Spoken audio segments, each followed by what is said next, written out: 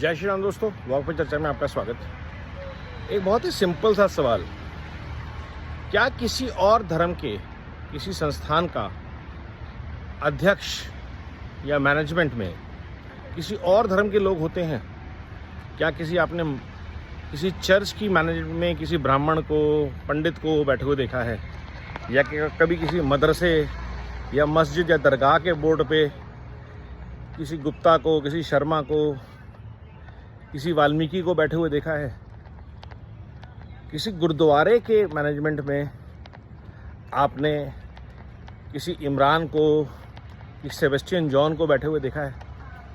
तो ये सारी कृपा जो होती है, ये हिंदू धर्म के बोर्ड्स पे क्यों होती है, संस्थानों पे क्यों होती है? ये सोचने वाली बात है। क्योंकि सनातन के जितने भी धार्मिक स्थान है वही सरकार के अंडर आते हैं। कोई और धर्म में सरकार दखल नहीं देती है। तो ऐसा क्यों करती है सरकार? क्या सरकार को भारत के सबसे बड़े धर्म पे, जो भारत का प्रेरणा स्रोत है, विश्वास नहीं है? क्यों नहीं सिर्फ हिंदुओं को, सनातनी हिंदुओं को, प्रैक्टिसिंग हिंदुओं को इन जगहों पे बिठाया जाता? क्यों सारा ज्ञान, सारा सेक्युलरिज्म, सारा सोशलिज्म धर्म के कार्यों से लिंक्ड चीज़ों पे दिखाया जाता है? ये एक बड़ा ही सोचने का विषय है। क्यों सिर्फ एक धर्म की आस्था से बार बार खिलवाड़ किया जाता है?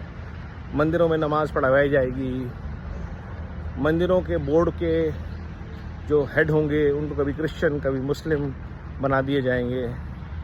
सनातन धर्म से निकले हुए कोई जैन हो, कोई बुद्धिस्ट हो, कोई सिख हो, समझ में आता है। जिनको यहाँ के कल्चर, सनातन की संस्कृति और संस्कारों के बारे में पता है, जिनका जन्म ही इस विश्वास के साथ हुआ है कि उनके धर्म के अलावा बाकी सब बेकार हैं, किसी काम के नहीं हैं, वैसे लोग जब संस्थानों को लीड करेंगे तो ना वैसा भाव होगा, ना वैसी भावना।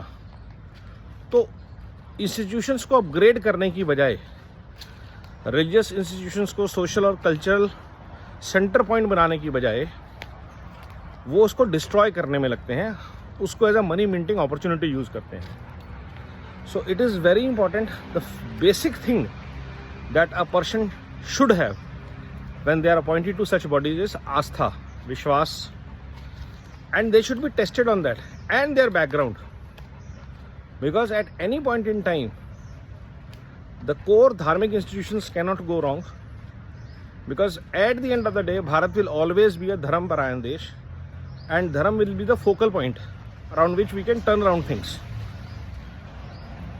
Otherwise socialism ho ya secularism ho, they will always have points of conflict. They will have always a point of making people fight to each other, and that is what best is avoided when Sanatan value systems, corrected by Sanatanis, improved by Sanatanis, their voices. And Sanatan is all about evolution, from Arya Samaj to Sikh to all the evolutions that have happened, or maybe even the formation of Vaishno Devi Shrine Board. That was a transformational decision. So I think it's time for Bharat to have, as Mr. Pavan Kalyan said, Sanatan board, where all the respective boards can have a say, all the Mandir trust can have say, all the mutts can have a say, and let that body represent the Sanatanis welfare ecosystem, education, health, everything.